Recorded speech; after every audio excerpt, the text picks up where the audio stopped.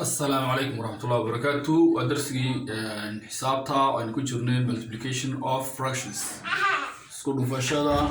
وحلا يقانا fractions وي وقاعد سكول فشلة fractions هو محي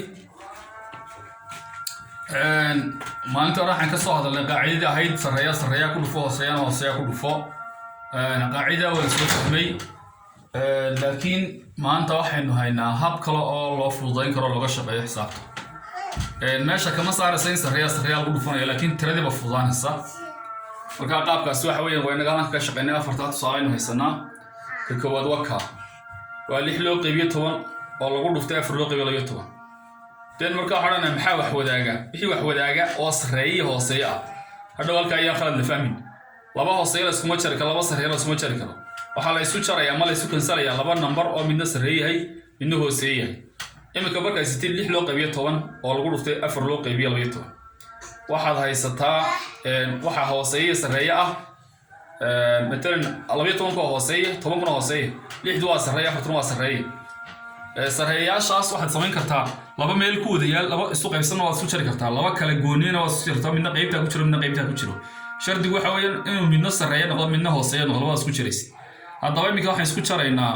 10 iyo 4 bayn dhan walba qeyna numberka u yaraw qaybsano waayahay ama numberka u badan raadeen marka waxaanu oranaynaa marka 10 u qaybino horta waxaan oranaynaa 4 iyo 10 waa kee numberka wada qaybsami kara 10 4 ma qaybsanto waa macruuf waa la garanaya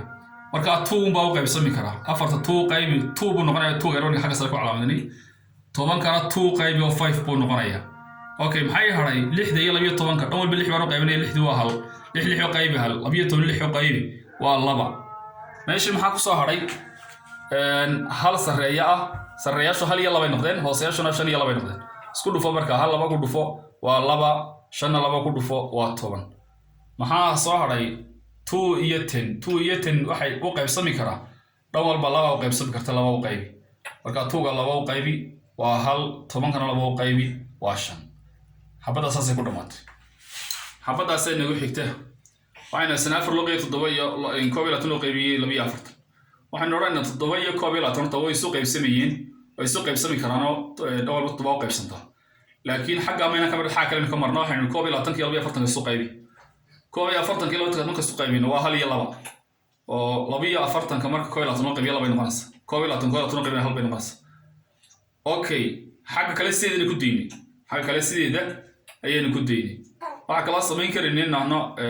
laba wada qaybno 24 iyo 4 laakiin xagga baa ka fudud marka sanad labadaas ay soo qaybno wada kale sidoo ku daa 4 hal u dhufo 4 7na laba ku dhufo 4 iyo soo qaybi 4 iyo 4 soo qaybi dhan walba laba u qaybi 2 divided by 7 waxay nagu xiga kaas ay nagu xiga oo siida waxayna 9 loo qaybiyo 15 iyo 5 loo qaybiyo 7 iyo 20 baynu haysanaa okay waxaad samaysaa 5 iyo 10 iyo 5 wada qaybi waa hal iyo 3 sagaalka iyo 27 kana 9 wada qaybi hal iyo 3 xagga sare waa hal iyo la isku dhufo waa hal 3 na 3 ku dhufo 9 saas ay ku dhamaatay waxayna areetan 9 loo qaybiyo 10 oo lagu dhuftay 5 loo qaybiyo 18 sagaalka iyo 18 ka 9 wada qaybi hal iyo 2 5 iyo 10 kana 5 wada qaybi hal iyo 2 xagga sare isku dhufo hal iyo hal waa hal 2 iyo 2 na isku dhufo 4 marka way fududaato wadiga arkaya hadii oran lahaa sareeya ku dhufo hooseeya ku dhufo xisaab badan bay noqon lahayd laakiin imika sidan way ku fududaanaysaa marka qaabkan bay canceling baa leedahay waad isku jaraysaa macnaheedu waxa weeyaan labada number oo midna hooseeya midna sareeyahay oo number u wada qaybsami kara ayaad numberka labadooda wada qaybinaysaa